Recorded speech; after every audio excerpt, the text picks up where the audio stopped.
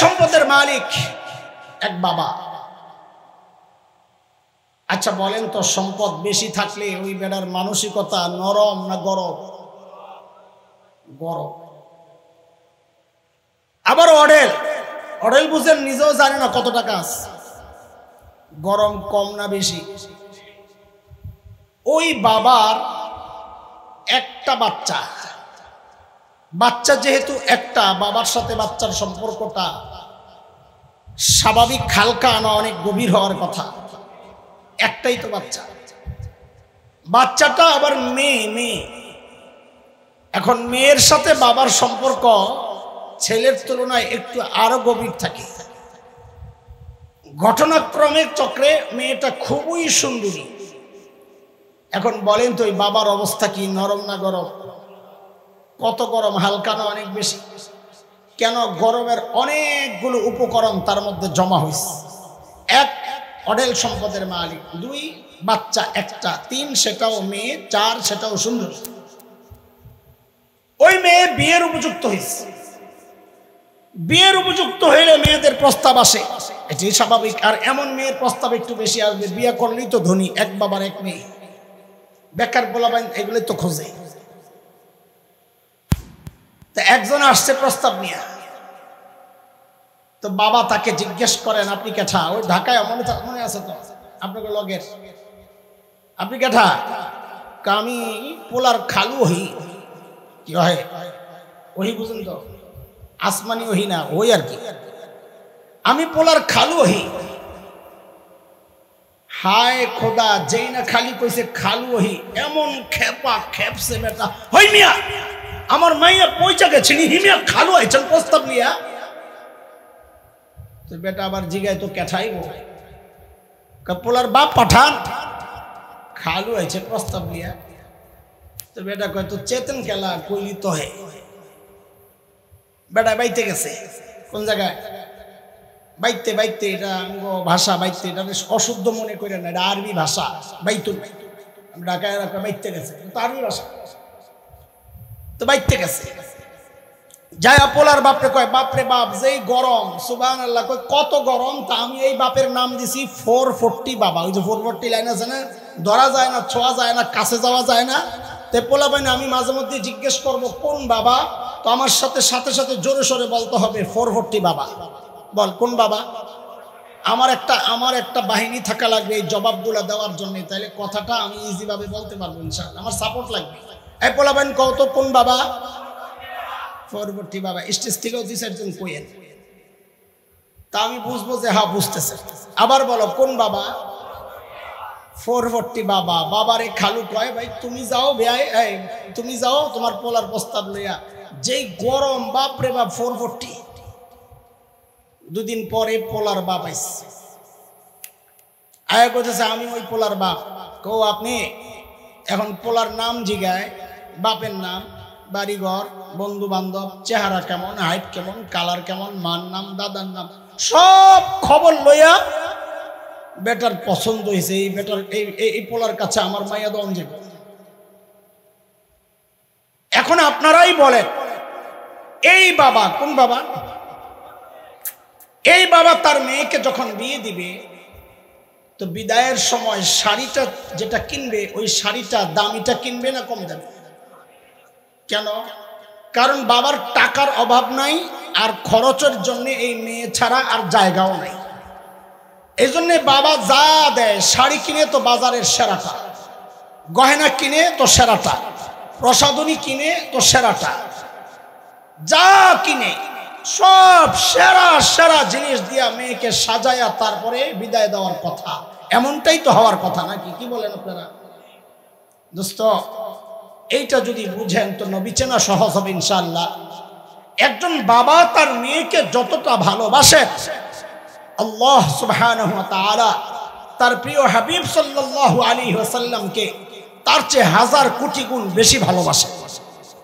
এই জন্য আল্লাহ তাআলা আমার নবীকে দুনিয়ায় পাঠানোর সময় সব সেরা সেরা বিষয় দিয়া সাজায়া তারপর আমার নবীকে আল্লাহ দুনিয়ায় পাঠায়া দিয়েছে। কি সেই সেরাটা? একটু একটু করে শুনতে থাকেন, বুঝতে থাকেন। এক নম্বর হচ্ছে প্রস্তাবের ব্যাপার। মনে আছে তো ওই বাবার গল্প? এটা মাথায় রাখা লাগবে। কোন বাবা জানো? এটা মাথায় রাখা লাগবে।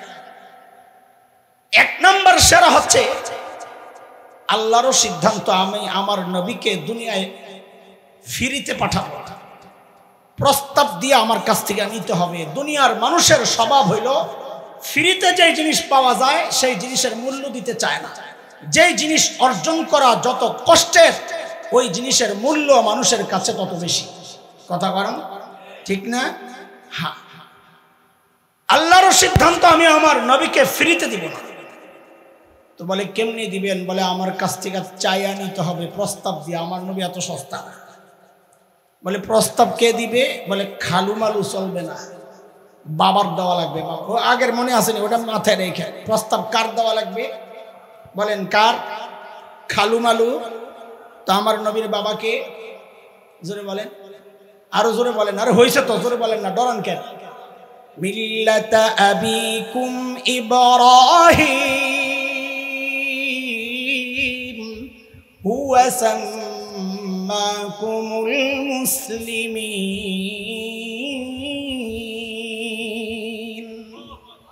খলিল ইব্রাহিম যখন বাইতুল্লাহ বানান, আল্লাহ খলিলের দিলের মধ্যে ওই কথা ঢেলে দিয়েছেন, খলিল এমন দামি একটা কাজ আপনি করেছেন, আমি আপনাকে পুরস্কার দিতে চাই। কি নেবেন বলেন? খলিল চিন্তা করলেন, সারা জিন্দেগি চায়া চায়া পাইলাম জমজমওয়ালা ইসমাইল। কারে পাইছেন বলেন? জমজমওয়ালা। আমি ইসমাইল বলছি বুঝানোর জন্য, আপনারা ওই পর্যন্তই বলেন। বলে কারে পাইছেন? খলিল চিন্তা করলেন, সারা জিন্দেগি চায়া চায়া পাইলাম জমজমওয়ালা, এইবার সুযোগ যেহেতু পেয়ে গেছি, এখন আর জমজমওয়ালা চাইবো না, চাইবো সবচাইতে বড়টা। খলিল এইবার চায়া বসছেন আল্লাহর কাছে কাউসারওয়ালা। আমি তো এইভাবেই বলবো, তবে একটা কথাও কোরআনের বাইরে না। আমি আগে বুঝাবো, তারপরে আয়াত ফিট করবো, এটা আমার স্টাইল।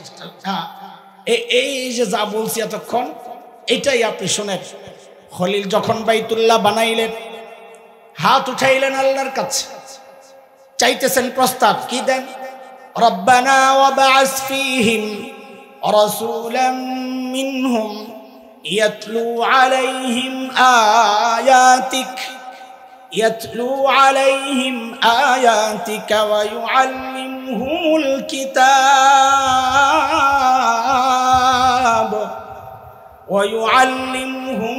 কিতাবা ওয়াল হিকমাতা ওয়া ইউযাক্কিহিম ইন্নাকা আনতাল আজিজুল হাকীম।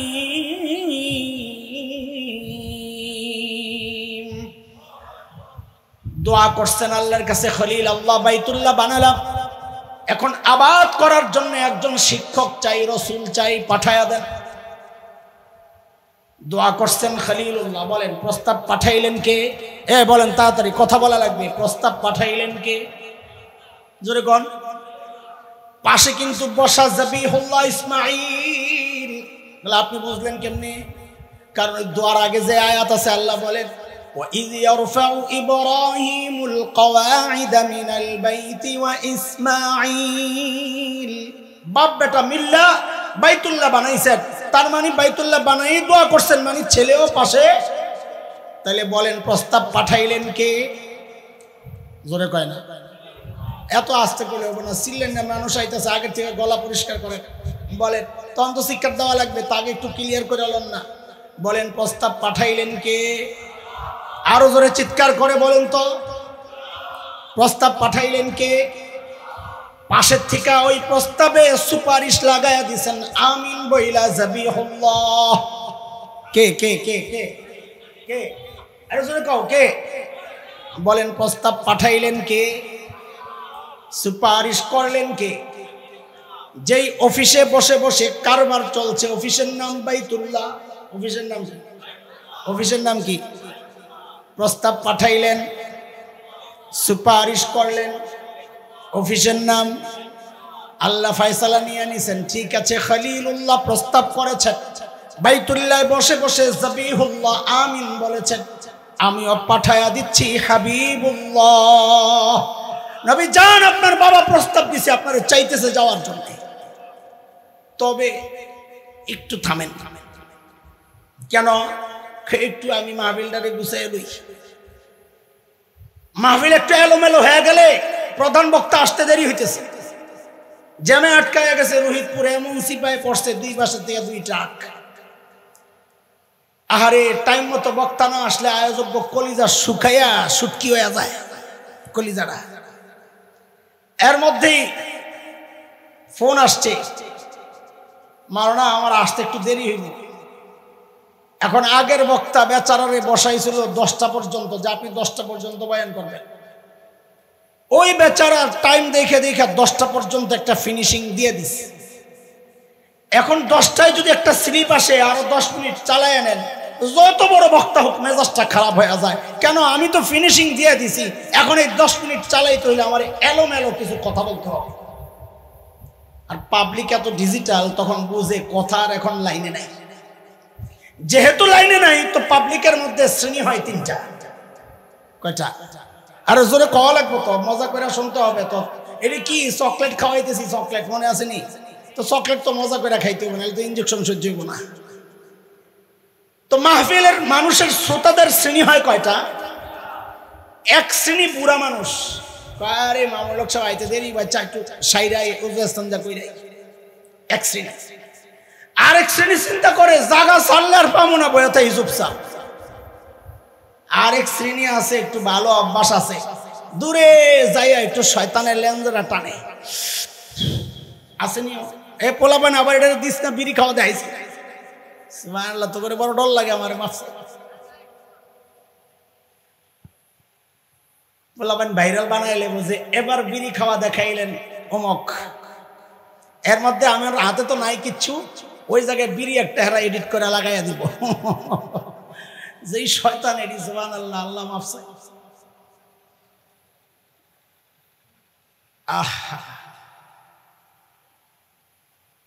এর মধ্যে প্রধান বক্তা মেসেজ পাঠাইছে, মাওলানা হুজাইফি, আমি আপনাদের মাইকের আওয়াজ শুনতেছি, ডাইরেক্ট স্টেজ। কলিজায় পানি আইছে। তাড়াতাড়ি একজনে পাঠাইছে, তাড়াতাড়ি যায় একটা স্লোগান লাগা। কি স্লোগান? প্রধান বক্তার আগমন, শুভেচ্ছা, স্বাগতম, ঠিক কিনা? নিয়ম হইল যিনি বয়ান করেন স্লোগানটা তিনি দিলে ভালো হয়, কারণ তিনি আলোচনা করতেছেন কোরআন হাদিসে, তার বয়ান থামায় আরেকজন স্লোগান দেওয়া, এটা ওই কোরআন হাদিসকে অসম্মান করা হয়। ঠিক আছে? আর মানে আজকে দিবেন না এটা না, আজকে ভাই আইলে দিয়ে দিয়ে না, আমার সমস্যা নেই, আমি চুপ হয়ে যাবো। তো যিনি বসা স্লোগানটা তিনি দিলেই হয়, তাহলে আর রেজাল্ট লাগে না। আল্লাহ তাআলাও ঠিক এই সব বিষয়গুলো লক্ষ্য রেখেছেন। হাবিব, আপনি যে যাবেন প্রধান বক্তা, আপনি প্রধান অতিথি দুনিয়া, কিন্তু মাহফিল একটু এলোমেলো হয়ে রয়েছে।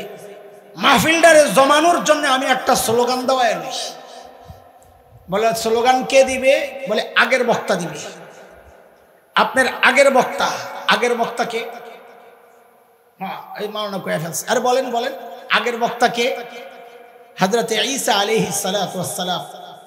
আল্লাহ নবী ঈসাকে নির্বাচন করেছেন নবী, প্রধান বক্তা আসতেছে, স্লোগানটা আপনি দিয়ে দেন। তো নবী ঈসা স্লোগানের টান দিস। কি বইলা স্লোগান দিচ্ছে? এটা কোরআনের কথা, আমি আগেই বলেছি, আগে আমি বুঝাবো ইনশাআল্লাহ, তারপরে কোরআনের আয়াত ফিট করবো। হযরত ঈসার স্লোগান আসছে কোরআনে, সূরা ইউসুফ, সূরা সফ আয়াত নম্বর 6। হযরত ঈসা বলেন, وَإِذْ قَالَ عِيسَى ابْنُ مَرْيَمَ يَا بَنِي إِسْرَائِيلَ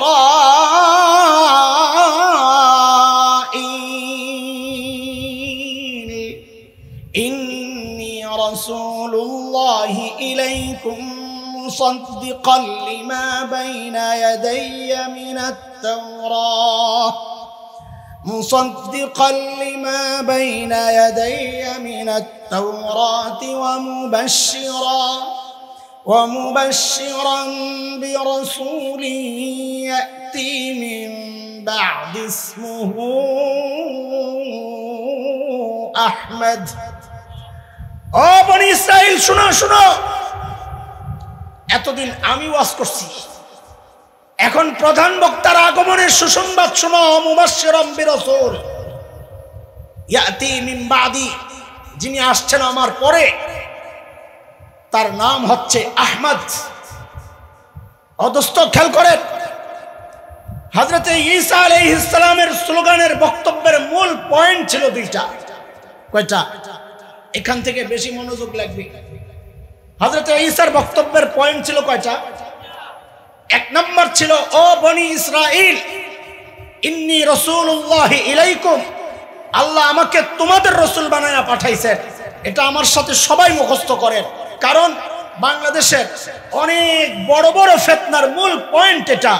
এই জিনিস না বুঝার কারণে আমরা ফিতনাও বুঝি না, ফিতনার বিপক্ষে যে আলেমরা প্রতিবাদ করেন তাদের সঙ্গ দেই না, কিন্তু নাম দিছি নিজের নবীর আশিক। এই জন্য এই বিষয়টা বোঝা লাগবে। হযরতে ঈসার বক্তব্যের মূল পয়েন্ট কয়টা বলেন? কয়টা? এক নাম্বার, আমার সাথে বলেন, ও বনি ইসরাইল। সবাই বলেন, ও বনি ইসরাইল, আল্লাহ আমাকে তোমাদের রাসূল বানায়া পাঠাইছেন। তাহলে হযরতে ঈসাকে আল্লাহ কাদের রাসূল বানায়া পাঠাইছেন? চিল্লায়া কোন তো, জোরে কোন, আরো জোরে। ওই যে আজকের ইহুদিরা, ওদের জন্য রাসূল বানায়া পাঠাইছেন আল্লাহ নবী ঈসাকে। এটা মাথায় রাখেন, এটা আমাদের আলোচনার মূল পয়েন্ট। এই জন্য কথাটা আবার বলেন, ও বনি ইসরাইল, আল্লাহ আমাকে তোমাদের রাসূল বানায়া পাঠাইছেন। মনে থাকবে ইনশাআল্লাহ। এটা কিন্তু আমাদের ইনজেকশনের সুই, এটা পরে আবার চাইবো, ইনজেকশন দেওয়ার টাইম হইলে বলবো সুইটা দেন, তখন এটা বাইর করে দেওয়া লাগবে ইনশাআল্লাহ। ঠিক আছে? হযরত ঈসার 2 নম্বর বক্তব্যের 2 নম্বর অংশ, এতদিন তো বয়ান আমি করেছি, আমার পর আসছেন প্রধান অতিথি, প্রধান রাসূল, যার নাম হবে আহমদ। আল্লাহ আমার নবীকে আল্লাহ যা দিছে সব সেরা সেরা জিনিস দিয়া সাজায়া পাঠাইছেন। আরে নাম দিছেন তো দুইটা সেরা নাম, আল্লাহ আমার নবীকে দিয়া দিয়েছেন। আমার নবীর এক নাম আহমদ। আহমদ মানে সবচেয়ে বেশি প্রশংসাকারী। আল্লাহর নবী মাকামে মাহমুদের মধ্যে সিজদায় পড়ে আল্লাহর এমন এমন শব্দে প্রশংসা করবেন, নবী বলেন ওই শব্দে আর কেউ কোনোদিন প্রশংসা করে নাই, করবেও না। আমার নবীর আরেক নাম মুহাম্মদ। মুহাম্মদ মানে সবচেয়ে বেশি প্রশংসিত। কিয়ামত পর্যন্ত একজন মানুষের প্রশংসা এর চেয়ে বেশি আর হয় নাই, কোনোদিন হবেও না। কাফেররাই নাম লইয়া পড়ছিল বড় মুসিবত। হাটে ঘাটে বাজারে যায়া মানুষের কাছে বলে, একজন মানুষ খারাপ লোক, তার কাছে যাইবা না। বলে নাম কি? কয় মুহাম্মদ। তো পাবলিক বলে যিনি সবচেয়ে বেশি প্রশংসিত তিনি আবার খারাপ হয় কেমনে? এটা কি কথা কোন আপনারা? লাগছেনি বাজার আইসা মিটিং বসে অফিসে, নাম পাল্টাও। মিটিং এর এজেন্ডা কি বলেন? মিটিং এর এজেন্ডা কি?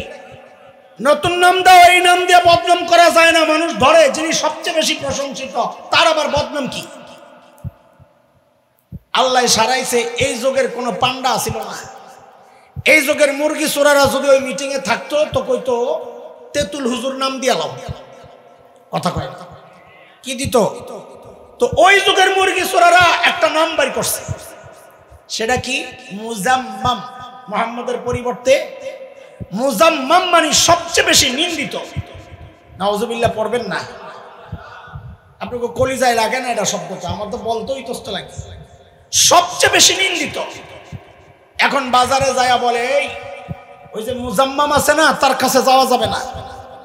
40 বছর থেকে মানুষ চিনছে একজনকে মুহাম্মদ নামে, হঠাৎ করে নাম পাল্টায় মুজাম্মাম বলে, এখন আর কেউ চিনে না। কার কথা কও? চিনলাম না তো, লাগছেনি রেজাল্ট। আল্লাহু আকবার কইবেন না? আরে আল্লাহ আমার নবীর এমন নাম রাখছেন, কিয়ামত পর্যন্ত তুমি বদনাম করবা করবা করবা, দিন শেষে জিজ্ঞেস করা হবে তুমি ইন্না লিল্লাহ ইন্না লিল্লাহ আলহামদুলিল্লাহ। হেরা কি আমগো সুন্নত মনে আছেন? এটা টেস্ট করে নাকি? আল্লাহ কোন কোন বাতাসটা আওয়াজটারে নিয়ে যাইতেছে এদিকে থেকে? বাতাস কি? এই ফ্যান? ও প্রাকৃতিক বাতাস। এত বাতাস গাছ তলার না, আমি খালি গাছের দিকে তাকাই আর বাতাসের অনুভব করি। গাছগুলা মনে হয় চারিদিকে বন্ধ না, বাতাস চলতেছে অনেক না? ও মাশাআল্লাহ, আলহামদুলিল্লাহ। বাতাস আক, ঝড় বৃষ্টি আক, ভালো করে আক, মাহফিল যাক, তাও একটু বৃষ্টি হোক, যেই গরম লাগতেছে। মাহফিল গোল্লাই যাক, গরম লাগতেছে। আচ্ছা শোনে, সারা জিন্দেগি বদনাম করার পর জিজ্ঞেস করা হবে তুমি কার বদনাম করলা? কয় যিনি মোহাম্মদ। কয় মাথা খারাপ হয়েছে বেটা, সবচেয়ে বেশি প্রশংসিত মানুষের আবার বদনাম হয় কেমনে? আল্লাহ এমন এক নাম রাখছেন যে বদনাম করার কোনো রাস্তা নাই, নাম বাদ দিয়ে বদনাম করতে হবে। আল্লাহ আমার নবীকে যা দিয়েছেন সব সেরা সেরা জিনিস দিয়ে সাজায়া দুনিয়ায় পাঠাইছেন। এর দোস্ত কিতাব দিছেন তো সেরা, বন্ধু দিছেন তো আবু বকরের মতো সেরা বন্ধু, আমার দোস্ত বলে গেছেন। চেহারা দিছেন তো সেরা, চোখ দিছেন তো সেরা, নাক দিছেন তো সেরা, হাসি দিছেন তো সেরা, আখলাক দিছেন তো সেরা। যেইটাই নিবেন আমার নবীর সব খালি সেরা আর সেরা আর সেরা, কারণ আল্লাহ সব সেরা দিয়াই তো আমার নবীকে দুনিয়ায় পাঠাইছেন। বরকত দিছেন ঢাইলা,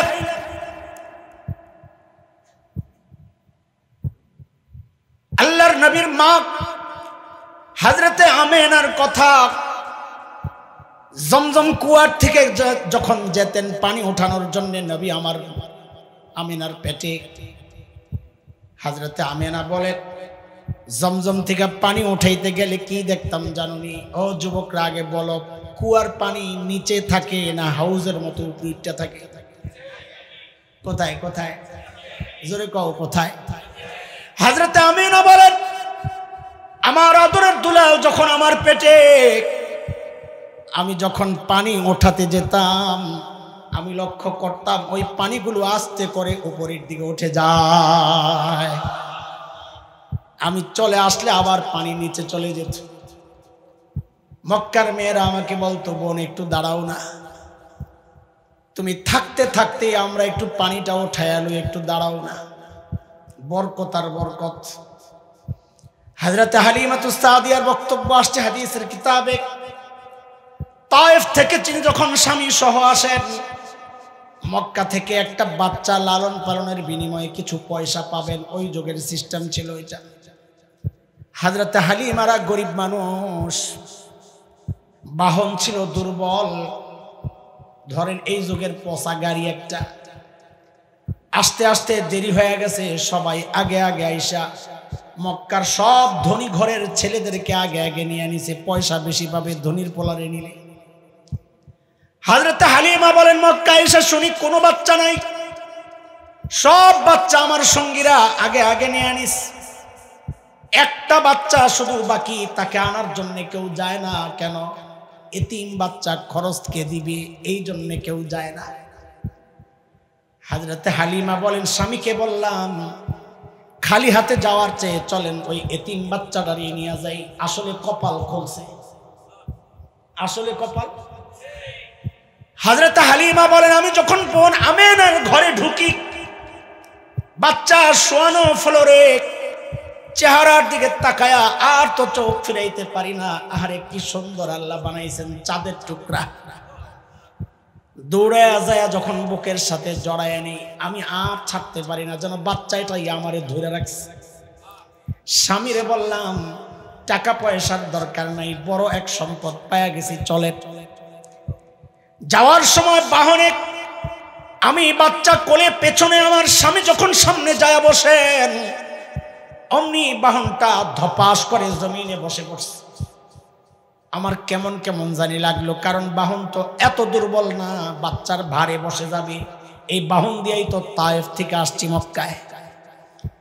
স্বামীরে বললাম দেখি আপনি একটু নেমে দাঁড়ান তো। যেই না আমার স্বামী একটু নেমে দাঁড়ালেন, অমনি বাহন আবার লাফ দিয়া দাঁড়ায় গেল। দাঁড়ানোর ভঙ্গিমায় আমার কেমন কেমন জানি লাগে, এমন স্পিডে দাঁড়াইছে, ওই এত শক্তি তো আছে, ওর বাচ্চার ভারে আবার বসে কেমনি। স্বামীরা আবার বললাম দেখি আবার একটু ইচ্ছা বসেন। যেই না আমার স্বামী আবার উঠলেন, অমনি বাহনটা আবার ধপাস করে বসে পড়ছে। হযরত হালিমা বলেন যা বুঝার বুঝছি। স্বামীরে বললাম আবার নামেন তো দেখি। যেই না আবার নামছেন বাহন লাফ দিয়া দাঁড়ায় গেছে। এইবার স্বামীরে বললাম সামনে না বইসা দেখি একটু পিছনে যায় বসেন তো দেখি কি হয়। বলে যেই না আমার স্বামী পেছনে যায় বসলেন অমনি বাহন লাফ দিয়া উঠা এখন সবার আগে আগে দৌড়ায়। আল্লাহ দেখায়া দিছেন হালিমা আমার দোস্ত ছোট বইলা তারে দাম দিবা না, তোমার জামাই পিঠ দিয়া বসবে বেইজ্জতি করার জন্য আমি আমার নবীকে দুনিয়ায় পাঠাই নাই। দোস্ত এই জন্যই আফসোসের সাথে কথাগুলো বলতে হয় আমাদের। আল্লাহ তাআলা নবীর এমন ইজ্জত দিয়েছেন। যুবক নিজেকে আশিক রাসূল দাবি করো, নবীর উম্মত দাবি করো, অথচ তুমি যেই জমিনে বসে যেই জমিনে বসবাস করো ওই জমিনে কুলাঙ্গাররা আমার নবীকে নিয়ে কটূক্তি করে, ওই জমিনে নবীর খাতমে নবুয়তের মুকুট নিয়ে কুলাঙ্গাররা টানাটানি করে, ওই জমিনে নবীর বিধানকে শরীয়তের বিধানকে বৈষম্যের বলা হয়। তুমি চুপচাপ বসে আছো না। যদি নবীকে ভালোবাসো, যদি দ্বীন ভালোবাসো, তাইলে বাবার চেয়ে বেশি ভালোবাসতে হবে। তোমার বাবারে গালি দিলে তুমি বরদাস্ত করো না, তোমার সন্তানকে গালি দিলে তুমি বরদাস্ত করো না, তো নবীরে গালি দিলে তুমি কেমনে বরদাস্ত করো না? আওয়াজ উঠাইতে হবে। ক্ষমতায় যাওয়া আর আসার বিষয় না, এটা ইমানের চাওয়া, এটা ইমানের দাবি, এটা আমার চিন্তা চেতনা বিশ্বাসের দাবি। আওয়াজ উঠাইতে হবে। আল্লাহর জমিনে আমার দেশে কেউ যদি আমার নবীকে গালি দেয়, খোদার কসম তার অন্য কোনো বিচার আমরা মানি না। একটাই বিচার চাই, তাকে মৃত্যুদণ্ড দিতে হবে, মৃত্যুদণ্ড দিতে হবে।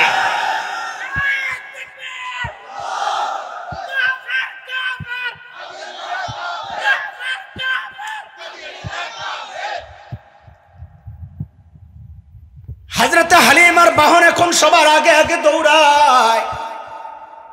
তায়েফের মেয়েরা জিজ্ঞেস করে হালিমা বাহন পাল্টাইছো নাকি? কয় না আগেরটাই। তো কিছু খাওয়াইছো নাকি? কয় না কিছুই খাওয়াই নাই। কতই জোর পাইল কই? হযরতে হালিমা বলে এটা বাহনের কোনো কারামতি না, এটা আমার কুরাইশি মেহমানের বরকত। এরে দোস্ত, যেহেতু ইনজেকশন পুশ করাই আমার মাকসাদ, এগুলো বলা বেশি লম্বা সময় বলতে পারবো না, তাইলে মূল পয়েন্ট হারায় যাবে। আল্লাহ আমার নবীকে সুন্দর বানাইছেন। কেমন সুন্দর? হযরত ইউসুফ সুন্দর ছিলেন, কিন্তু আমার নবীর সৌন্দর্যটা একটু আলাদা। চোখের দিকে তাকালে মনে হতো এর চেয়ে সুন্দর চোখ আর হইতে পারে না। আরে হাসির দিকে তাকাইলে মনে হইতো এর চেয়ে সুন্দর হাসি আর হইতে পারে না। ওই জন্যই তো সাহাবায়ে কেরাম ঘরের কোনায় এসে চুপচাপ দাঁড়ায় থাকতেন। নবী বের হয়ে জিজ্ঞেস করতেন কি কিছু জানতে চাও নাকি, কেন আসছো? সাহাবায়ে কেরাম বলতেন ইয়া রাসূলুল্লাহ, কিচ্ছু বলার জন্য আসি নাই, চাওয়ার জন্য আসি নাই, জানার জন্য আসি নাই, আসছি তো এই জন্য আপনি কখন বের হবেন আপনার চেহারাটা একটু দেখব। আমার নবী কত সুন্দর ছিলেন। ছোট্ট একটা গল্প শোনাই আপনাদের। হযরতে হালিমার ছোট্ট একটা মেয়ে সীমা, কি নাম, বকরি চড়ায়। আস্তে আস্তে একদিন দেরি হয়ে গেছে। হালিমা দিছেন বকা, একে তো বাচ্চা আবার মেয়ে, টেনশন একটু বেশি, দিছেন বকা, এই তাড়াতাড়ি তোমার। হায় হায়, পিচ্চিরে যেই বকা দিছে পিচ্চির মাইন্ডে লাগছে, কাম করায় আবার বকা দেয়। যে সমস্ত পোলাবেন কাজ টাজ করে না করে বকা দেওয়া যায় না, মুচ্ছা মুচ্ছা কাম করাইতে হয়। কি বলেন আপনারা? সীমা খুব রাগ হয়েছে, আমি আর যাবো না, তোমার বকরি তুমি সামলাই। হযরত হালিমা জানেন সীমার দুর্বল পয়েন্ট কোনটা। মানুষে ঘায়াল করতে হইলে তার দুর্বল পয়েন্টটা হাত দেয় মানুষ। হযরতে হালিমা আস্তে করে বলছেন যাইবা না? যাইও না, আমার কি, যাইও না, তোমার কুরাইশি ভাই না খাইয়া মরবো, আমার কি আছে, যাইও না, যাইও না, তাক লাগবো না। ও আল্লাহ, যেই কইছে কুরাইশি ভাই না খাইয়া মরবো, এখন সীমা কেন না যাও? ভাইরে খুব মহব্বত করতো সীমা, কিন্তু সীমাও চালাক কম না। মা ভাইরে ঢাল বানাইছো তো, ঠিক আছে আমি যাওয়ার সময় আমি আমার ভাইয়ারে নিয়ে যাব। হালিমা বলেন একাই বকরি সামলাই যারো না, আবার ভাইয়া নিয়ে যাইবা, তো কেমনে সামলাই? হযরতে সীমা বলেন না রে মা, ভাইয়ারে সামলানো আমার জন্য কোনো বিষয় না। ওরে মা, আগের দিনের গল্প তোমারে শোনাই নাই? ওই যে আরেকদিন ভাইয়ারে নিয়ে গেছিলাম রে মা, আমি আমার ভাইয়ারে কোলে নিয়ে হাঁটতেছিলাম, জানো মা, অন্য দিনের মতো বকরিগুলারে ধরাও লাগে নাই, ডাক দেওয়া লাগে নাই, সবগুলো আমার পেছনে পেছনে চলেছে। মাঠে পৌঁছার পর আমি আমার ভাইয়ারে কোলে নিয়ে তার চেহারার দিকে তাকায় আছি। আহারে কি সুন্দর চেহারা!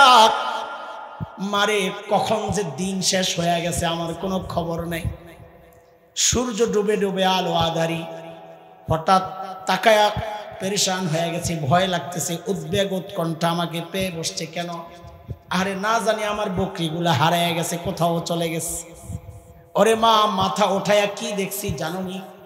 আমি আমার ভাইয়ার চেহারার দিকে যেভাবে তাকায় আছি রে মা, সবগুলো বকরি চারদিক থেকে গোল হইয়া ওইভাবেই আমার ভাইয়ার চেহারার দিকে তাকায় আছে। আহ, কি সুন্দর ছিলেন আমার নবী! আল্লাহু আকবার। হযরত হাসান, কবি হাসান ইবনে সাবিত, এই জন্যই তো নবীর চেহারার দিকে তাকায় তাকায় কবিতা লেখছেন কি, ওয়া আহসানু মিনকা লাম তারা কাত্তু আইনি ওয়া আজমালু মিনকা লাম তালিদিন নিসা খুলিকতা মুবাররাআন মিন কুল্লি আইবিন কাআন্নাকা ক্বাদ খুলিকতা কামা তাশা। আল্লাহু আকবার। বলে, আপনার চেয়ে সুন্দর কোন চেহারা কোনদিন দেখি নাই, আপনার চেয়ে সুন্দর কোন চেহারা কোন চোখ কোনদিন দেখে নাই, আপনার চেয়ে সুন্দর কোন বাচ্চা কোন মা কোনদিন জন্ম দেন নাই। নবী গো, আপনার দিকে তাকালে মনে হয় আল্লাহ আপনাকে সব ত্রুটি মুক্ত করে আপনার চাওয়া অনুযায়ী দুনিয়ায় আল্লাহ আপনাকে পাঠায়া দিছেন, প্যাকেট করা। আয় হায়, যেদিকে তাকাই তো ওইটাই সুন্দর লাগে। আরে এমন কেমন ঘাম দিছিলেন আল্লাহ আমার নবীর, ঘাম ঘাম। আমার আপনার ঘামের দুর্গন্ধে ধারে কাছে কেউ বসতে পারেন না, অথচ আমার নবীর ঘাম সাহাবায়ে কেরাম বোতলে সংগ্রহ করতেন। কেন? কোনো অনুষ্ঠান আসলে লাগায়া দিতেন, গোটা অনুষ্ঠানটা সুঘ্রাণে মৌ মৌ করত। আল্লাহু আকবার। আহ, কয়টা বলবো কয়টা বলবো, আমার নবীকে আল্লাহ যা দিছেন সব বলা লাগবে তো কথা। কিতাব দিছেন তো, আখলাক দিছেন তো, সন্তান দিছেন তো, বন্ধু, চেহারা, চোখ, যা দিছেন তো সব সেরা। তো বিধানটা দিছেন খালি দুর্বল।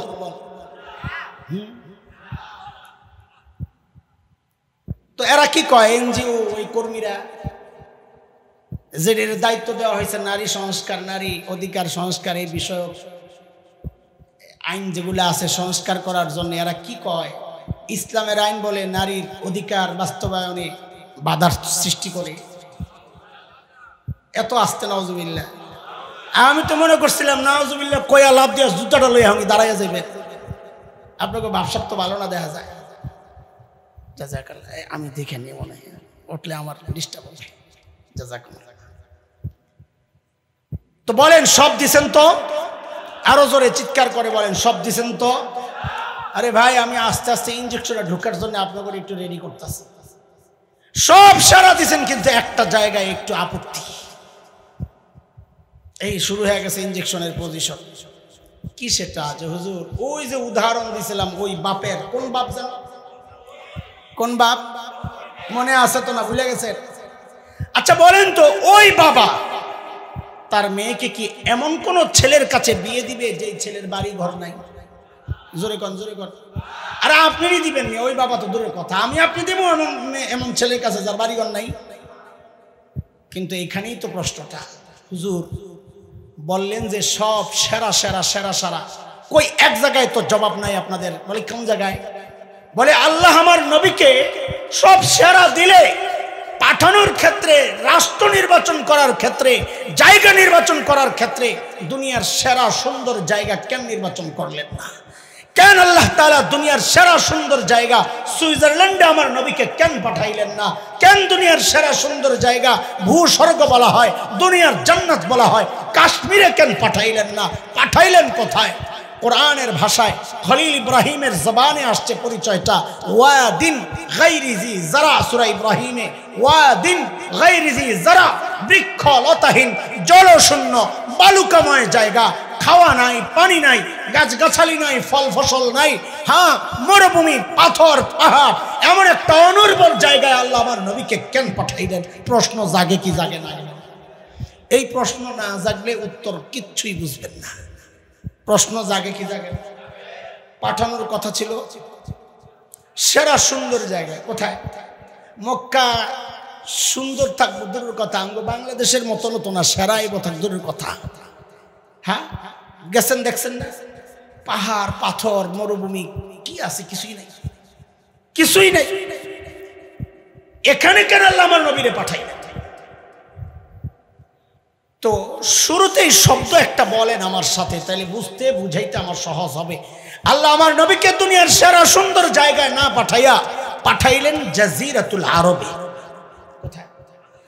বলেন শব্দটা আমার সাথে বলেন, বলেন, আবার বলেন, আবার বলেন। সেই ওমান থেকে নিয়ে একেবারে সিরিয়ার কোনা পর্যন্ত, ইরাকের কোনা পর্যন্ত, এই পুরা অংশটা হচ্ছে জাজিরাতুল আরব। জাজিরাতুল আরবের ভৌগোলিক অবস্থা শোনাইলাম আমরা। পানি নাই, খাওয়া নাই, ফল নাই, ফসল নাই। অবস্থানটা একটু চিন্তা করে। বিশ্ব মানচিত্র, যুবকরা, বিশেষ করে উদীয়মান আলেম ভাই আমার যারা সন্তানেরা, আপনারা একটু এই গভীর থেকে এই বিষয়গুলো বোঝার চেষ্টা করেন। বাংলাদেশের বহু ফিতনার জবাব আপনি পাওয়া যাবেন ইনশাআল্লাহ।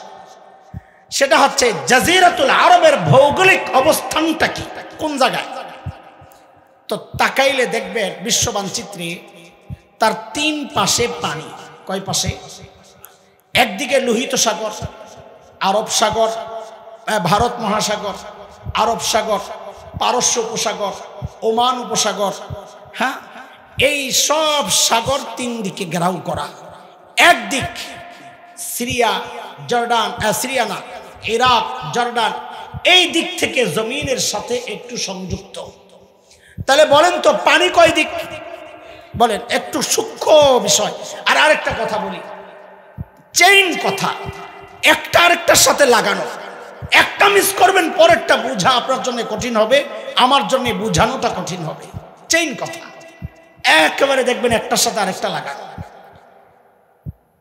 জাজিরাতুল আরবের ভৌগোলিক অবস্থানটা হচ্ছে 3 দিকে, একদিক জমিনের সাথে, ঠিক মানব দেহে মানুষের যে হার্ট আছে, কলব, হার্টের যে অবস্থা, 3 দিক শূন্য, একদিক শরীরের সাথে জয়েন্ট। এই জন্য ভূবিজ্ঞানীরা জাজিরাতুল আরবের নাম দিয়েছেন জিওগ্রাফিক হার্ট। এটা বিশ্ব মানচিত্রের হার্ট। এতক্ষণ বলেছি আল্লাহ আমার নবীকে কই পাঠাইছেন? জাজিরাতুল আরবে। বলেন কই? এখন থেকে জাজিরাতুল আরব শব্দটারে বাদ দেন। এখন থেকে বলেন আল্লাহ আমার নবীকে হার্টে পাঠাইছেন। বিশ্ব মানচিত্রের কোথায় কোথায়? হার্ট কেমনে বুঝছেন তো? হার্ট কেমনে বুঝছেন তো? আমাদের আলোচনার ধারাটা এখন কিছুক্ষণ এমন চলবে, প্রশ্ন করব, উত্তর আসবে, উত্তরের উপর আবার প্রশ্ন, আবার উত্তর আসবে, এভাবে আগাই থাকে। এতক্ষণ বলেছি আল্লাহ আমার নবীকে পাঠাইছেন কোথায়? জাজিরাতুল আরবকে সরাইয়া এখন বসাইলাম কি? আল্লাহ আমার নবীকে কই পাঠাইছেন? কোথায়? হার্ট। প্রশ্ন, হার্টে কেন পাঠাইলেন? হার্টে কেন পাঠাইলেন? বিশ্ব মানচিত্রের হার্টে কেন পাঠাইলেন? এটা বুঝার জন্য শব্দ একটা আগে মাথায় ঢুকেন, ব্যাখ্যা পরে দিব ইনশাআল্লাহ।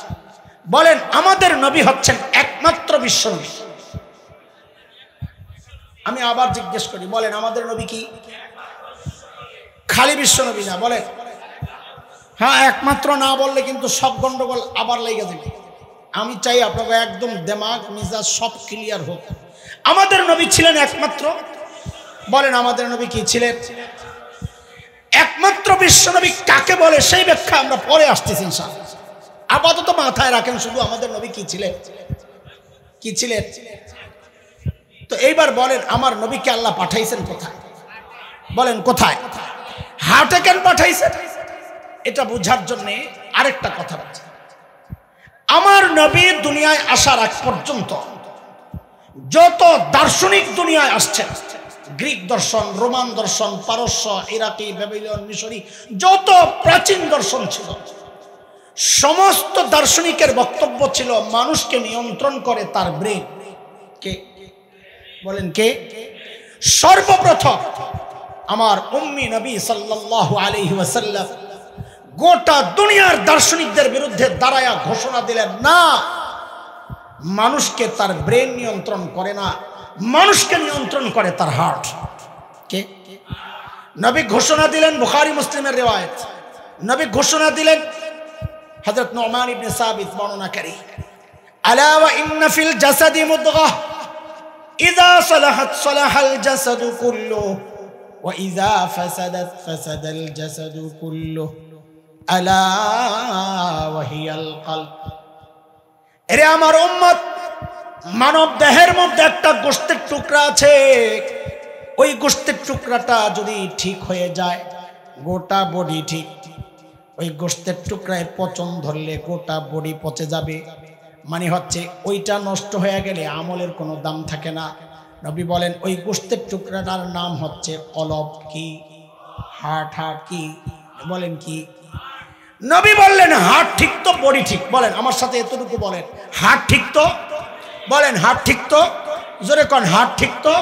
আরো জোরে বলেন হার্ট ঠিক তো? এবার বুঝেন আমার নবীকে আল্লাহ হার্টে কেন পাঠাইছেন।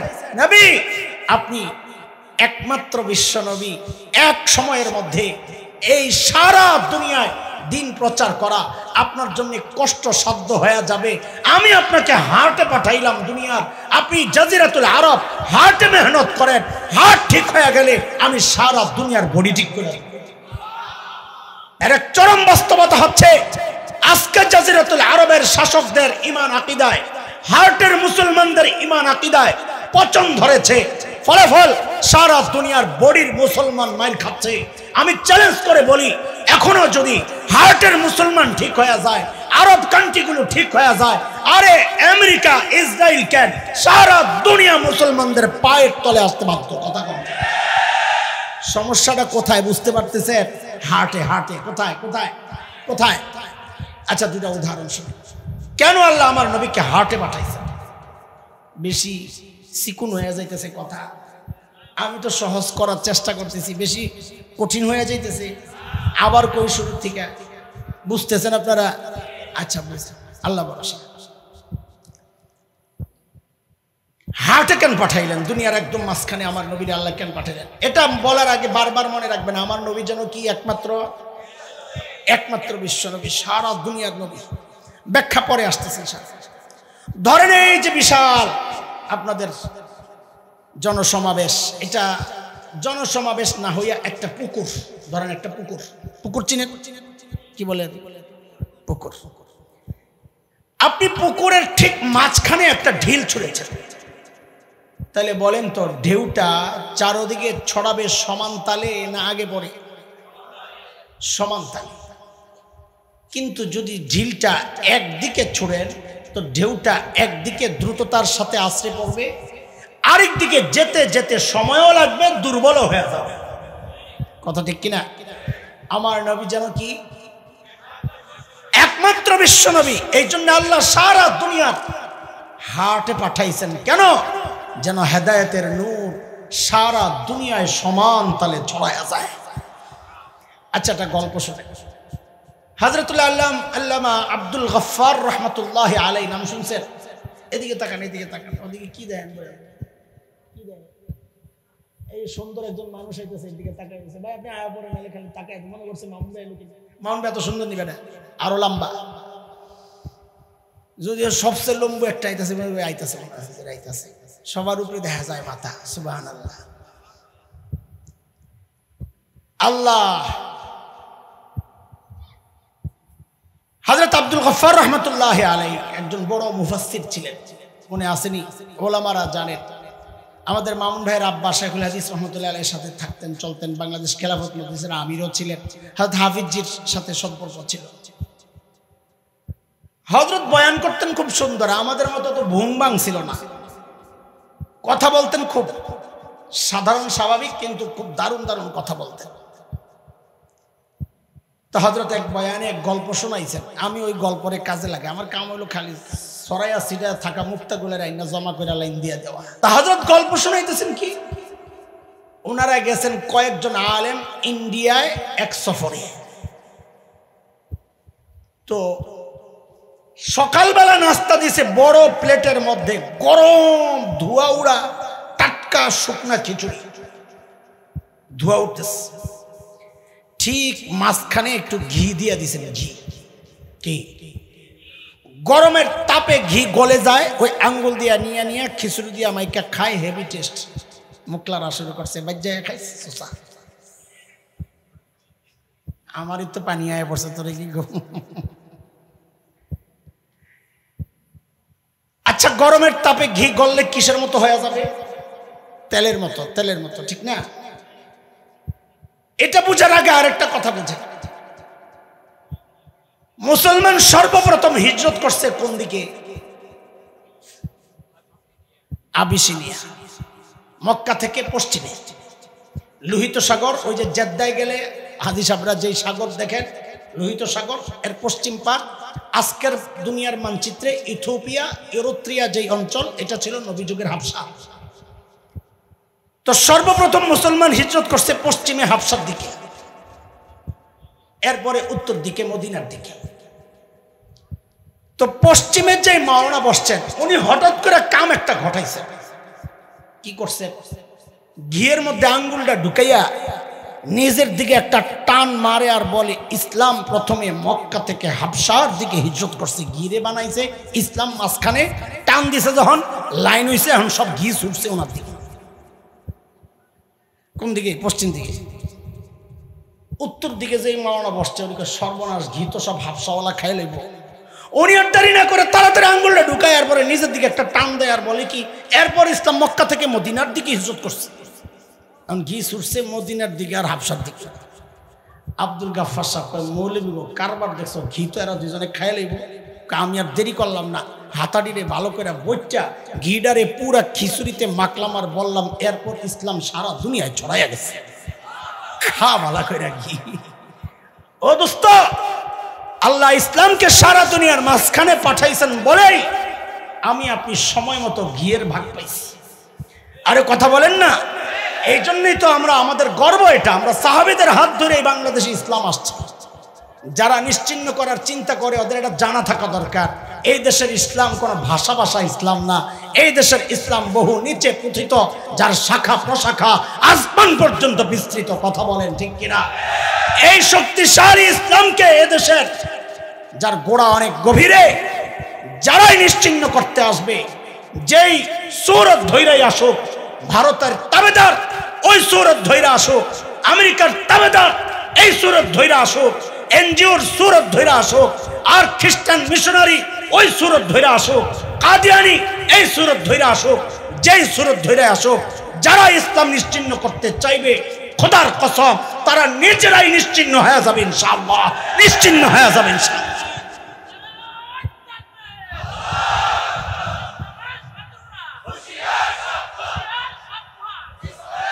মুহতারাম হাজরিন, আচ্ছা শোনেন,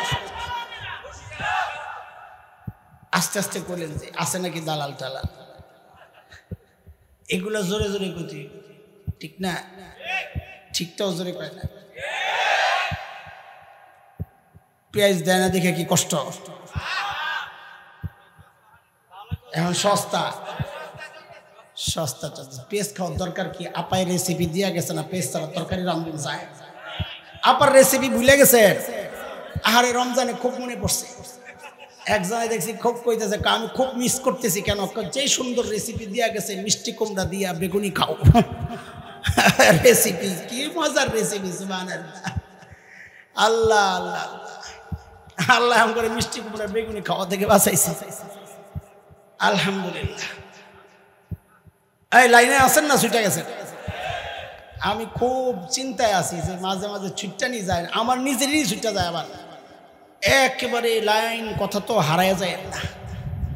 অনেক গুরুত্বপূর্ণ একটা বিষয় বলার জন্য লম্বা হিস্টোরি সাজাইছি। হিস্টোরি বলতে আশপাশের কথা দিয়ে গুছাই আনছি। দেখে বাংলাদেশে শকুনের আনাগোনা পরিলক্ষিত হচ্ছে। বিশেষ করে এই মুহূর্তে এটা আমরা গভীরভাবে উপলব্ধি করছি। যুবক, তোমাদেরকে একটু বেশি সতর্ক করতেছি, সময়টা মনে হয় খুব বেশি নাই। যেই সময়ে আক্রান্ত হতে পারে আমার দেশ, এই হাসান জামিলরা হয়তো তখন হাতে লাঠি নিবে ভরের জন্য, বাড়ির জন্য না। তখন আমাকে একটা পিটা দিতে যেই চিন্তা করবে, তোমাকে পিটা দিতে ওই চিন্তা করবে না। কেন? আমার এই পিটাইয়া মজা পাবে না। আমরা যখন দেওবন্দে 1997-98 সিজন খুব ধরপাকড় শুরু হয়েছিল তখন দেওবন্দে। তা আমি তখন টিংটিক মাস্টার, একেবারে হ্যাংলা পাতলা ছিলাম, তো ভিতরে যাই আসি, আমার কোনো চিন্তা নাই। আমাদের সাথে ছিলেন একটু মোটা তাজা কালা, এরকম। ও একটুও বাইরে তো ডরে, রাতে ঘুমাইতো যায় ছাদে। তা আমি কই, ভাই তুমি ছাদে যায় ঘুমাও কেন? বাইরে পুলিশ যদি তো করে ধরে, পিঠা একটা দিয়ে আরেকটা দিব না, মায়া লাগবে। আর আমার এই পিঠা যে কি মজাটা পাইব রে পুলিশে। আপনাকে পেটওয়ালা ভন্ডরা যেদিন মারা গেল,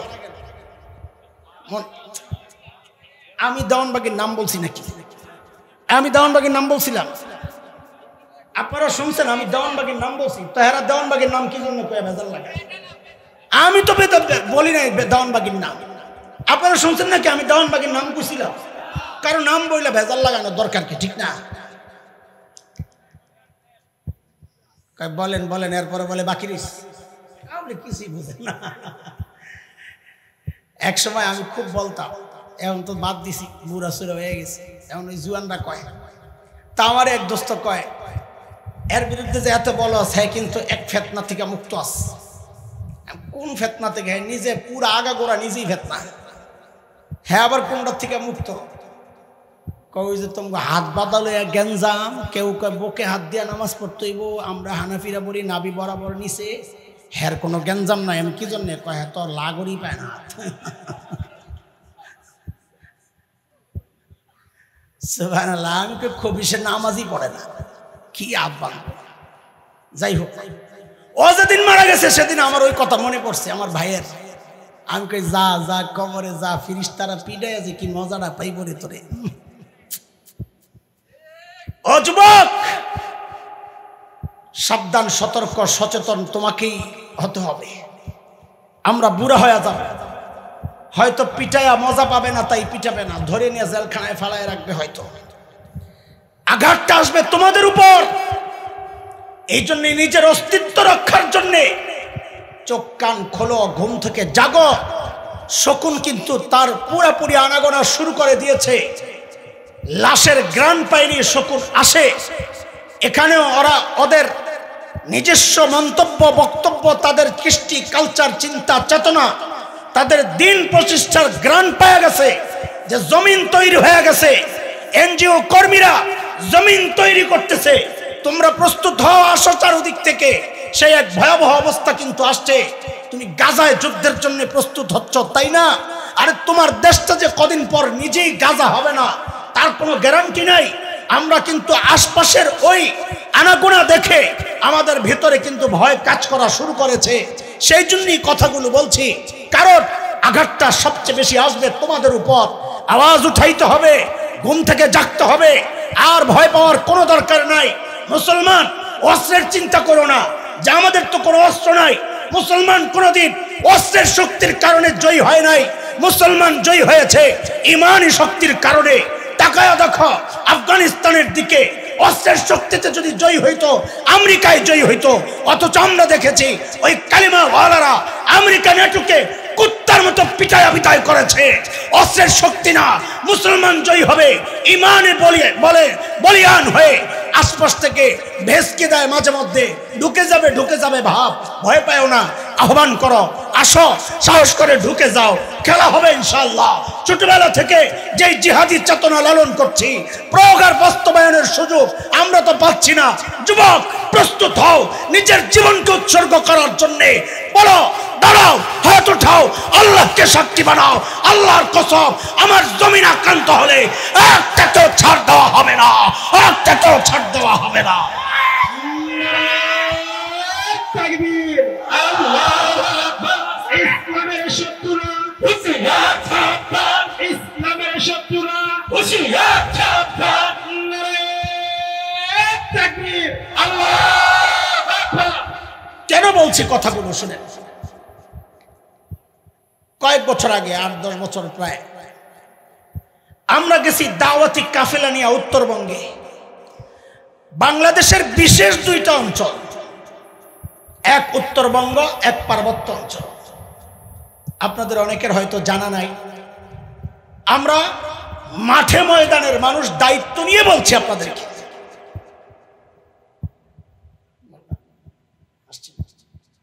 আচ্ছা, উত্তরবঙ্গ পার্বত্য অঞ্চল। আচ্ছা, এদিকে এদিকে আসলে দেখবেন, লক্ষ লক্ষ মুসলমানকে খ্রিস্টান বানানো হচ্ছে, ধোঁকা দিয়ে, লোভ লালসা দিয়ে। আমরা গেলাম দাওয়াতি কাফেলা নিয়ে। তখন আমাদের বিরুদ্ধে ওরা পুলিশের কাছে নালিশ করেছে, ঢাকা থেকে কিছু মৌলবী আসছে, ওদের ভাবসাব ভালো মনে হচ্ছে না, গ্যাঞ্জাম লাগাইতে পারে, রক্তারক্তি হইতে পারে। পুলিশ আমাদেরকে ডাকালো, আপনারা কারা? তা আমি বললাম যে ভাই, আমার ভাই মুরতাদ হয়ে গেছে, দিন থেকে বের হয়ে গেছে, তাকে দাওয়াত দিয়া ঘরে ফেরত নিতে আসছি, আমরা মারামারি করতে আসি নাই। তখন পুলিশ ইমানদার পুলিশ ছিল, তার বক্তব্যটা বোঝা গেছে তিনি দিন প্র্যাকটিস করেন, কিন্তু না জানার কারণে, নবী না জানার কারণে ওই বক্তব্য আসছে। এই জন্য আগে আপনাদেরকে আমি নবী চিনাইছি, নাইলে প্রশ্ন আপনাদেরও জাগবে। পুলিশ আমাদেরকে বলে কি জানেন, আচ্ছা হুজুর বলেন তো, আমরা মুসলমান, ইসলামের দাওয়াত চলে সারা দুনিয়ায়, ইউরোপ, আমেরিকা, আফ্রিকা, অস্ট্রেলিয়া, সারা দুনিয়ায়। তাহলে খ্রিস্টানরা তাদের ধর্মের প্রচার বাংলাদেশে করলে আমাদের সমস্যাটা কি? যার যার ধর্মের প্রচার সে করবে। কথা তো কত সুন্দর, তাই না? কথা বলে, যার যার ধর্মের প্রচার সে করবে। কথা কি সুন্দর না? কথা সুন্দর না? কিন্তু দোস্ত, সাপের মাথা দেখছেন? ভালো করে দেখেন নাই তো, দেখছেন আর এমন করছেন। এইবার একদিন দাঁত মাত খিচ্চা ভালো করে তাকায় দেখেন কি সুন্দর ডিজাইন। কিন্তু সব সুন্দর সুন্দর না দোস্ত, কিছু সুন্দরের ভেতরে বিষও থাকে। কথা বলে, যার যার ধর্মের প্রচার সে করবে। কথা সুন্দর, কিন্তু এই সুন্দরের ভেতরে বিষ। সেই বিষে সারা দেশ বিষাক্ত হওয়ার উপক্রম হয়েছে। সেই বিষ সম্পর্কে আপনাদেরকে সতর্ক করছি। কেন খ্রিস্টানরা বা অন্য ধর্মের কেউ বাংলাদেশে তাদের ধর্মের প্রচার করতে পারবে না? কেন মুসলমান তার ধর্মের প্রচার সারা দুনিয়ায় করতে পারে? এই সূক্ষ্ম ব্যাপারটা বোঝানোর জন্যই লম্বা কথা আমি টেনেছি ভূমিকা হিসাবে। এইবার বুঝি, প্রশ্নটা বুঝেছেন? কেন মুসলমান তার ধর্মের প্রচার সারা দুনিয়ায় করতে পারে? কেন অন্য ধর্মের কেউ বাংলাদেশে তাদের ধর্মের প্রচার করতে পারে না? এই প্রশ্নটা কি বুঝেছেন? কেন পারে না? বুঝেন? ওরা তো বলে যার যার ধর্মের প্রচার সে করবে। এই কথা সেই বলবে যে তার নবী চেনে না। বলেন কি চেনে না? আমি আপনাদেরকে নবী চিনিয়েছি। আমাদের নবী যেন কি ছিলেন? জোরে কন, জোরে কন। একমাত্র বিশ্ব নবী। পেছনে ওয়াদা করেছিলাম একমাত্র বিশ্ব নবীর ব্যাখ্যা পরে দিব। এই যে পরের টাইম এখন আসছে। যুবক খেয়াল করো, একমাত্র বিশ্ব নবীর অর্থ 3টা। মানো না? মুখস্থ করো। কয়টা? কয়টা? যুবক বলেন কয়টা? 1 নাম্বার, আমার নবী আসার আগ পর্যন্ত আল্লাহ যত নবী দুনিয়ায় পাঠিয়েছেন সমস্ত নবীর জন্য টাইম ছিল ফিক্সড। এই টাইম থেকে এই টাইম আপনার নবুয়ত। টাইম শেষ, নবুয়তের কাজ স্থগিত। নবুয়ত শেষ হয় নাই, কাজ স্থগিত। আমার নবী একমাত্র বিশ্ব নবী যাকে আল্লাহ নির্দিষ্ট কোন টাইম দিয়া দুনিয়ায় পাঠান নাই। বলেছেন খাতামুন নবিয়্যিন, আপনি কিয়ামত পর্যন্ত নবী। আপনার পর আর কোন নবী আসবে না, বলবেন না, নাই। এটা সঠিক, কারণ আসবেন, হযরত ঈসা আসবেন, এটা আপনারা সহি কথাই বলেছেন, কিন্তু ওরা ফাঁক খুঁজে ঢোকার জন্য ফাঁক দেওয়া যাবে না। এই জন্য বলবেন আর কোন নবী নাই, আর কোন নবী হবেন না, আসবে না। না, আপনাদের কথা সহি, কিন্তু ওরা যেহেতু ঢুকতে চায় এই চোরাই রাস্তা দিয়ে, এই রাস্তা বন্ধ করতে হবে। আমার নবী একমাত্র বিশ্ব নবী যাকে আল্লাহ নির্দিষ্ট কোন টাইম দিয়া নবুয়তের পাঠান নাই। 2 নম্বর, বিশ্বনবীর একমাত্র বিশ্বনবীর অর্থ, আমার নবী দুনিয়ায় আসার আগ পর্যন্ত আল্লাহ যত নবী দুনিয়ায় পাঠিয়েছেন সমস্ত নবীর অঞ্চল এরিয়া ছিল নির্ধারিত। আমার নবী একমাত্র বিশ্বনবী যাকে আল্লাহ বলেছেন ওমা আরসালনাকা ইল্লা রাহমাতাল লিল আলামিন, আপনাকে গোটা জাহানের জন্য আমি পাঠাইছি। এই কথার প্রমাণ হযরত ঈসা আলাইহিস সালামের বক্তব্য থেকেও পাওয়া যায়। কই পাবেন? আজকের যে বিকৃত বাইবেল আছে ওই বাইবেলে এই কথা আছে। হযরত ঈসা বলেছেন আল্লাহ আমাকে ফিলিস্তিনের একটা নির্দিষ্ট অঞ্চলের, ধরে নিলাম আজকের ইসরাইল, ওই অঞ্চলের নবুয়ত দিয়া পাঠাইছেন। এই কথা হযরত ঈসার নিজের। কয়টা গেল? 1 নাম্বার টাইম ফিক্সড, আমার নবীর টাইম ফিক্সড নাই। 2 নাম্বার অঞ্চল ফিক্সড, আমার নবীর অঞ্চল ফিক্সড নাই। 3 নাম্বার, আমার নবী দুনিয়ায় আসার আগ পর্যন্ত আল্লাহ যত নবী দুনিয়ায় পাঠাইছেন সমস্ত নবীর জন্য সম্প্রদায়, কওম ছিল নির্ধারিত। আমার নবী একমাত্র নবী, বিশ্ব নবী, যার জন্য আল্লাহ কোনো নির্দিষ্ট সম্প্রদায় নির্ধারণ করেন নাই। এই কথার প্রমাণ ওই যে পেছনে প্রমাণ রেখে আসছে, বলছিলাম সুই, হযরত ঈসা নিজে বলেছেন সূরা সফ আয়াত 6, ইয়া বনি ইসরাইল ইন্নী রাসূলুল্লাহি ইলাইকুম, ও বনি ইসরাইল, আল্লাহ আমাকে তোমাদের রাসূল বানায়া পাঠাইছেন। আর আমাদের নবী সম্পর্কে আল্লাহ বলেন ওমা আরসালনাকা ইল্লা কাফাতাল লিন-নাস, আপনাকে আমি নির্দিষ্ট কোন সম্প্রদায়ের নবুয়ত দিয়া পাঠান নাই। আপনি হিন্দুর নবী, খ্রিস্টান, ইহুদি, বৌদ্ধ, মগ, মুরান, গারো, চাকমা, কুকি, সাঁওতাল, চিপড়া সহ যত জাতি এই জগতে বাস করে সমস্ত জাতির নবুয়ত দিয়া আমি আল্লাহ আপনাকে দুনিয়ায় নবুয়ত দিয়া পাঠাইছি। একমাত্র বিশ্বনবীর অর্থ কয়টা বললাম? তাড়াতাড়ি তাড়াতাড়ি, কয়টা? আবারও বলেন। 1 নাম্বার, আমার নবীর জন্য কোনো টাইম ফিক্স ছিল না, সমস্ত নবীর টাইম নির্ধারিত। আমার নবীর জন্য কোনো অঞ্চল নির্ধারণ ছিল না, সমস্ত নবীর অঞ্চল। 3 নাম্বার, আমার নবীর কোনো সম্প্রদায় নির্ধারণ ছিল না, সমস্ত নবীর জন্য সম্প্রদায়। এবার বুঝেন কেন মুসলমান সারা দুনিয়ায় তাদের ধর্মের প্রচার করতে পারবে, কেন খ্রিস্টান সহ অন্য কোন ধর্মের, বাংলাদেশ সহ দুনিয়ায় কোথাও তাদের ধর্মের প্রচার করতে পারে না। এটা বুঝতে, এটা কেরানীগঞ্জ। ধরেন এই মুহূর্তে কি কি কি কি আবার সিরিয়াসে কি,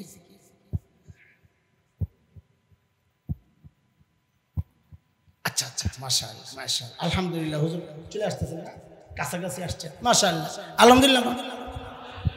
মরার গোষ্ঠী সেতা বেড়ার লাগে এত আস্তে আলহামদুলিল্লাহ কইলে জোরে কয়, ঠিক আছে।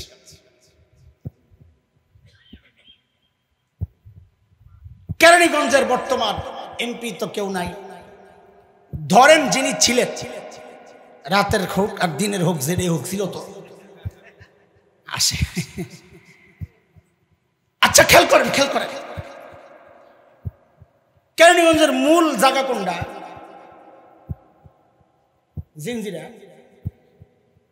ওই এমপি সাহেবের খাস কিছু লোক থাকে, যে কোনো মানুষ তার দায়িত্ব পালনের জন্য কিছু খাস লোক লাগে। আমরা মোতামিম, আমগো আস, সবারই লাগে।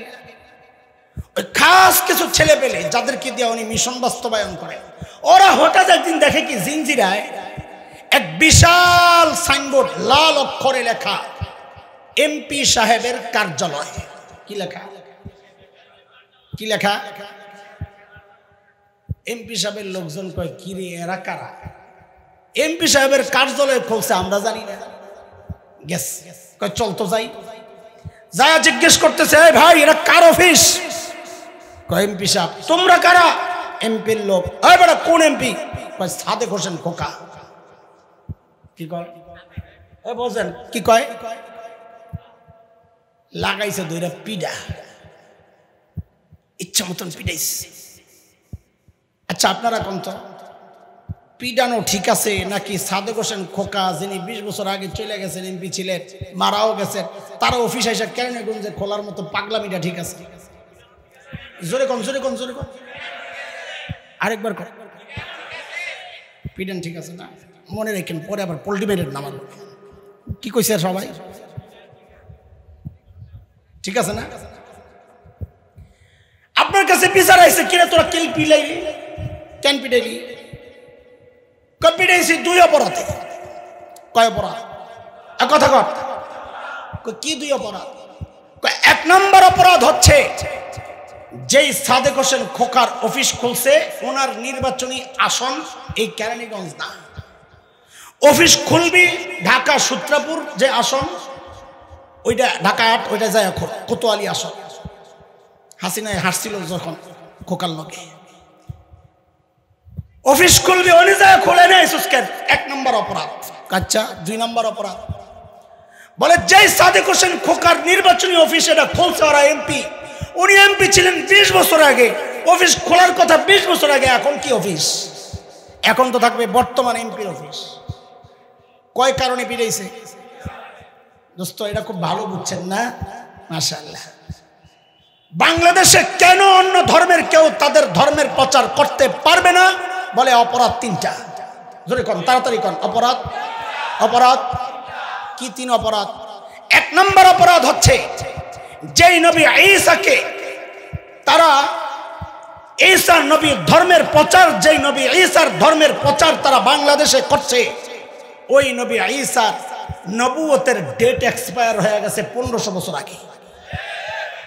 2 নম্বর অপরাধ বলে যেই নবী ঈসার ধর্মের প্রচার ওরা করছে সেই নবী ঈসাকে আল্লাহ তাআলা বাংলাদেশ নামক এই আসনের নবুয়ত দিয়া পাঠান নাই।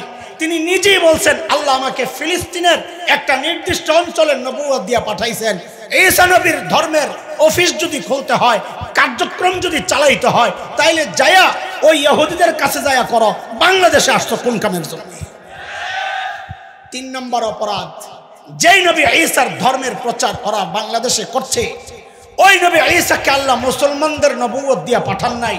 তিনি নিজে বলেছেন তাকে আল্লাহ তাআলা ইসরাইলি বনি ইসরাইল ইয়া বনি ইসরাইল ইন্নী রাসূলুল্লাহ ইলাইকুম, আল্লাহ আমাকে তোমাদের রাসূল বানায়া পাঠাইছেন। বনি ইসরাইলের কাছে নবুয়ত দিয়ে আল্লাহ হযরত ঈসাকে পাঠাইছেন। তাইলে অফিস যদি খুলতে হয় ওই ইহুদিদের কাছে ইসরায়েলে যায় খোলো, খ্রিস্টান ধর্ম যদি প্রচার করতে হয় ইসরায়েলে যায় খোলো। আরে 20 বছর আগে এমপি ছিল সাদেক হোসেন খোকার লোকদেরকে যদি 20টা বাড়ি দেওয়া হয় তাহলে খ্রিস্টান ধর্মের প্রচার বাংলাদেশে করলে ওদেরকে তো কমপক্ষে 1500 পিড়ে দেওয়া দরকার। কথা কন কথা কন কথা কন। কয় পিডা? আচ্ছা শেষ, রাখো রাখো, একবারে দিও, রাখো স্টক রাখো। কয় পিডা? আমি তো কিছু গভীর কথা কয়া যাই, ছিলেন যা দেওয়ার। আমার ভাই যখন গভীরের কথা বলবেন আর শ্বাসে একটা ধাক্কা দিবেন, ধাক্কার লাগে তোমরা লাভ দিয়ে দাঁড়িয়ে যাবে। আপনাদেরকে কি বুঝাইতে পারছি কেন বাংলাদেশে অন্য ধর্মের প্রচার চলবে না? তাহলে পিডা দিতে হইব কয় কারণে? আরে কথা কন, কয় কারণে? আমরা পিটাইতে চাই না কাউকে, আমরা শুধু বলতে চাই এই অধিকার তারা রাখে না। তারা করতে করতে এখন এমন এক অবস্থায় পৌঁছে, এখন দেশ টুকরা করার চক্রান্ত তারা করছে। যারাই করছে সবার উদ্দেশ্যে আমাদের পয়গাম, সেটা ভারত হোক আর আমেরিকা হোক, সবার উদ্দেশ্যে আমাদের পয়গাম। এরে কুলাঙ্গাররা একটু শুনে রাখ, আমাদের একটা সোনালী ইতিহাস আছে। উলামায়ে দেওবন্দের সেই সোনালী ইতিহাস হচ্ছে উলামায়ে দেওবন্দের রক্ত যখন এই জমিন স্পর্শ করেছিল, তোদের বাবা তোদের দাদা ওই ব্রিটেনের লাল কুত্তারা তখন পালাতে বাধ্য হয়েছিল। উলামায়ে দেওবন্দের রক্ত যখন আফগানিস্তানের জমিন স্পর্শ করেছে, রাশিয়ার শেষ ভল্লুকেরা পালাতে বাধ্য হয়েছিল। আল্লাহর কসম, যদি আমার দেশ আবারও আক্রান্ত হয়, আমার দেশের স্বাধীনতা সার্বভৌমত্ব যদি হুমকির মুখে পড়ে, এদেশের ইসলাম নিয়ে যদি কেউ চক্রান্ত করে, শরীয়তের বিধানকে যদি কেউ অন্তরায় মনে করে নারী অধিকারের জন্য, কোরআনকে যদি তাচ্ছিল্য করে, আল্লাহর বিধানকে যদি কেউ তাচ্ছিল্য করে, আল্লাহর কসম আমাদের স্পষ্ট পয়গাম, ৭১ দেশ মুক্তির জন্য একবার মুক্তিযুদ্ধ হয়েছে।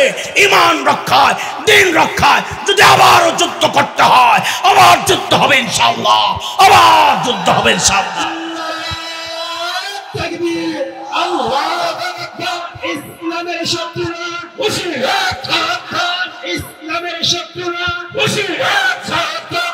শেষ কথা শুনে, শেষ কথা কয়েক মিনিটের মধ্যে শেষ করতে হবে। ভাই আসার আগে একটা কাম আছে, কামটা সারতে হবে। খুব সংক্ষেপে এটা না বললে আমার একটু ভিতরে খুশখুশ লাগবে। এতক্ষণ তো বাইরে পিড়েছি, ভিতরে দুই চারটা পিড়া দেওয়ার দরকার না, ভিতরে তো করা পিড়া দেওয়ার দরকার না। নতুন জামাই এসে বিয়া করতে রোহিতপুর মাল পার্টি আছে মনে করছে, আটকায় গেছে চৌরাস্তায়। আইতে আইতে আসরের আজান, তাড়াতাড়ি করেন, কখন আজান? এখন বিয়ে শাদী হবে, এরপরে খাবে, খানা তো এমনি ঠান্ডা হয়েছে, এবার যাবো বাসি হইয়া। মেয়ের বাপ ঘটকরে কয়, কাজীরে কয়, ভাই বিয়াটা পড়াইলাম, আরে খাওয়ানটা আগে খায়ালাম, বিয়া পরে পড়ায়, নাইলে এই জামাই সারা জিন্দিগি আমার মাইয়ারে খোটা দিব। তোর বাপের বাড়ি গেছিলাম, প্রথম দিন আমার বাসি খাওয়ান খাওয়াইছে। তো কয় ঠিক আছে, আগে খাওয়ান দেন। এ বলেন তো, মেয়ের বাড়িতে মেহমান, সেরা মেহমানকে?